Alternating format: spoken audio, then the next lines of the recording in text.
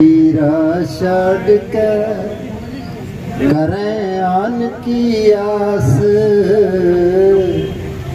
हे नर दोज़ख जाएंगे सतभा खैर रविदास, हे नर दोज़ख जाएंगे सतभा खैर रविदास। सभी को सतगुरु रविदास जी के 650वें पावन आगमन पर्व की बहुत बहुत बधाई, जो अभी से आप तैयारी कर रहे हैं।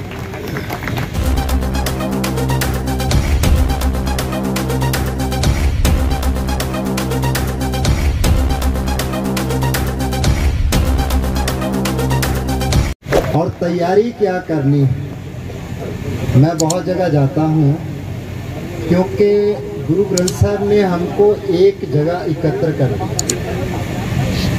और वो जो गुरु नानक देव जी महाराज ने देखा कि हम लोग भी, हमारे दुखों का कारण क्या है, आगे के नरक का तो मालूम नहीं है, लेकिन हमारी पीढ़ियों ने जो नरक भारत में झेला है उसका तो जो हमारी पीढ़ी है और उसकी पीढ़ी उसको भी मालूम है।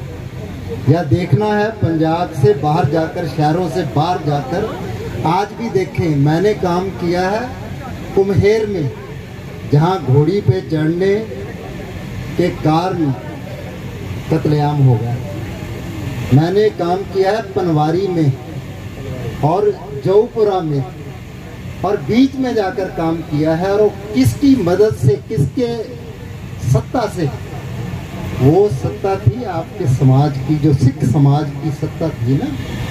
एक जगह मैं गया, मैंने कहा यहाँ बड़ा खतरा है भाई, तो यहाँ कैसे जा सकते हैं? तो वो बोले हमारे यहाँ पर 17 घर है और हमारे पास 40 जो है असले हैं।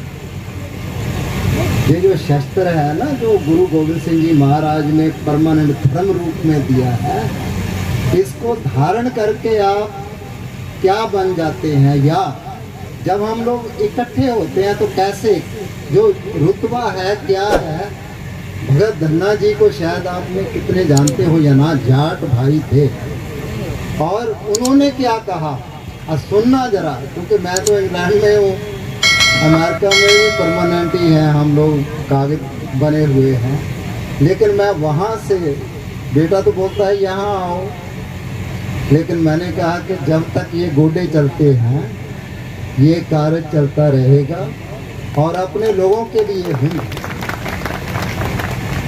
और उन्होंने, भगत धन्ना जी का शब्द मैं आपके आगे इसलिए कह रहा हूँ कि सभी की, उन्होंने कहा कि कैसे हम लोग जो है भक्ति को समर्पित हुए, प्रेरणा कहाँ से आई? गोविंद गोविंद गोविंद संग नाम दयो मन लीना, आठ दाम को शिपरो होयो लखीना। नामदेव जी की बात, मंदिर में गए और उन्होंने लिखा है, गुरु ग्रंथ साहब में शब्द है, हस्त खेलत तेरे देहरे आया, भक्ति करत नामा पकड़ उठाया, हीनड़ी जात मेरी जात मराया, शीते के जन्म काहे को आया, ले कमली तले पलटाए, देहरे पाशे बैठा जाए, ज्यो ज्यो नामा हर गुण उचरे, भगत जना को देहरा फिरे। भगत जना के लिए देहरा तो फिर गया, लेकिन वहाँ की प्रेमा बाई ने प्यास के मारे जो खेत में काम करने गई, और जब गांव में पानी पीने के लिए सरकारी नल के पास आई, और कोई नल गेड़ने वाला नहीं था, प्यास की मारे ने बेहोश होने से पहले वो नल गेड़ कर पी लिया, और पंचायत ने उसे जिंदा जला दिया।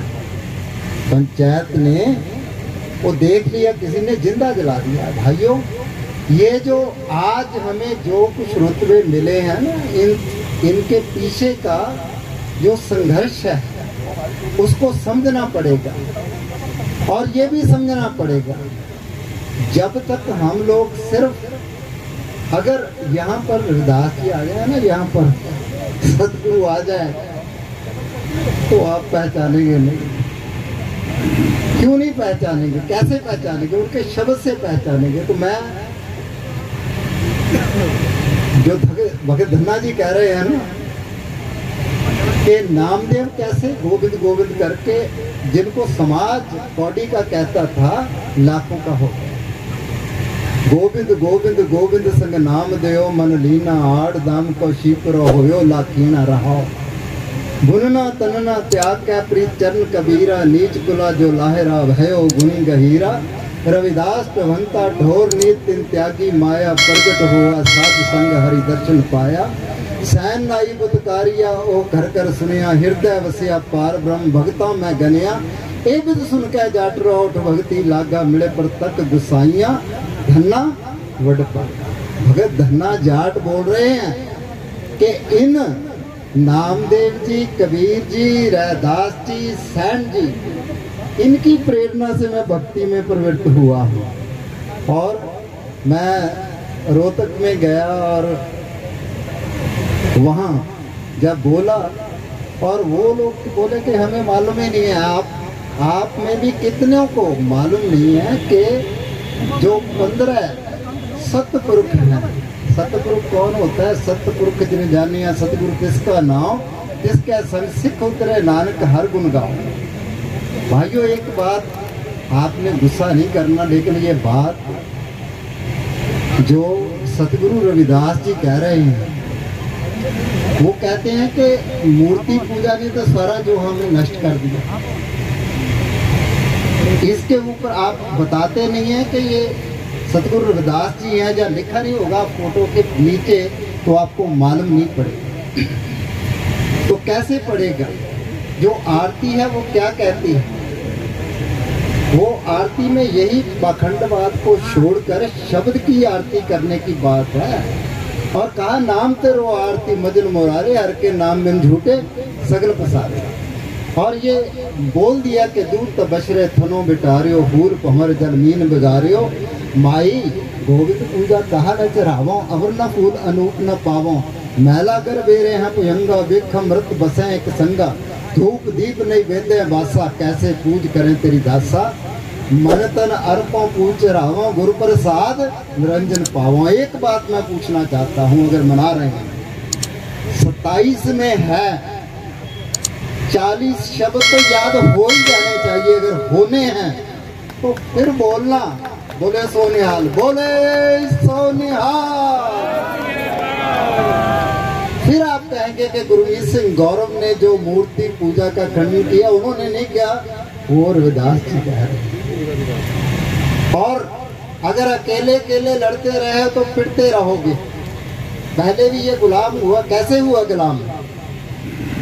ये गुरु नानक देव जी महाराज 10 गुरु जो क्षत्रिय कुल से हुए, उन्होंने देखा कि हमारे लोगों को हम मुश्किल मुसीबत और जजिलत से कैसे निकाल सकते हैं। तो उन्होंने उसका कारण ढूंढा। कारण था फूट, और फूट का कारण क्या था? वर्ण बांट, और वर्ण बांट का कारण जाति पाति। और आज हम लोग जाति पाति के खिलाफ तो सभी यहाँ कहते हैं, लेकिन आप, मैं कहूँ कि कितने किस्म के जो रविदासिया हैं, 14 जातियाँ तो मैंने नोट की। और समाज में विचरते हुए देखता हूँ कि एक दूसरे के साथ शादी नहीं करवाते, अपने बच्चों की शादी अपनों में नहीं करते, और हम दूसरों को कैसे कह सकेंगे। और रविदास जी का अगर हम मनाते हैं तो भाई कबीर हमारे दुश्मन हैं, नामदेव जी हमारे दुश्मन हैं।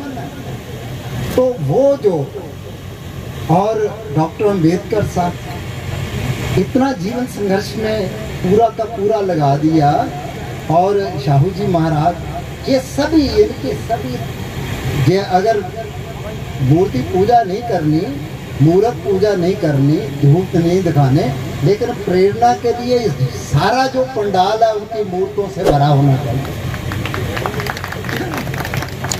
और हमें ये मालूम ही नहीं है कि हमारी सरस्वती कौन है। कौन है भाई? हाँ, जब 1835 में उनको पढ़ने नहीं दिया जाता था, उनको ही नहीं पढ़ने दिया जाता था। कोई भी जो स्त्री है, चाहे वो ब्राह्मण समाज की हो, उसको भी नहीं पढ़ने देते थे, पाप समझा जाता था। तो उन्होंने पहला स्कूल स्थापित किया और उनको उसके कारण, पढ़ने के कारण गांव से निकाल दिया। फूले जी महाराज की जो किताब है ना, गुलामगिरी पढ़ो कभी, ये ग्रंथ है हमारे, जिन्होंने हमारे अंदर को धोकर स्वाभिमान भरना है। और गुरु प्यारियों, जब वहाँ ये था तो गुरु नानक देव जी महाराज ने जब उनको जनेऊ पहराने लगे ना, उन्होंने कहा नहीं, ये क्यों डालते हैं कि इससे पवित्र हो जाता है। कहता अगर ये पवित्र, तो मेरी बहन जो 5 साल बड़ी है, उसके जनेऊ क्यों नहीं लगाए, उसको क्यों नहीं। अरे ये तो स्त्री जाति शूद्रा है। हरदयाल पंडित ने बोला कि स्त्री को अधिकार नहीं है। क्यों नहीं अधिकार दी? तो तब उन्होंने कहा कि जिनकी कोख से जन्म लेते हो, जिसको माँ को शूद्र कहते हो, तो आप कैसे श्रेष्ठ हो सकते हो। ये तर्क जो है ना, ये विचार जो है, इसे सीखने पड़ेंगे, मन में बसाने पड़ेंगे। और तब उन्होंने वो जनेऊ नहीं बोया, और वो जनेऊ जो ब्राह्मण के लिए कपास के सूत का था और क्षत्रिय के लिए भी पहचान पड़ जाए, और उसको नंगा ही रखना पड़ता है कि ये जो सन का जनेऊ जो था वो खत्री का, और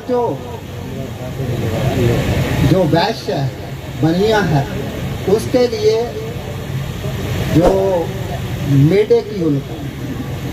तो ये आप सोच लो, समझ लो कि जात पात की पहचान जो बनाई, उसने हमें बांट दिया, और बांट के कारण ही हम गुलाम हुए। और गुलामी जो हमारे में, तो आज तक गुलामी है भाई।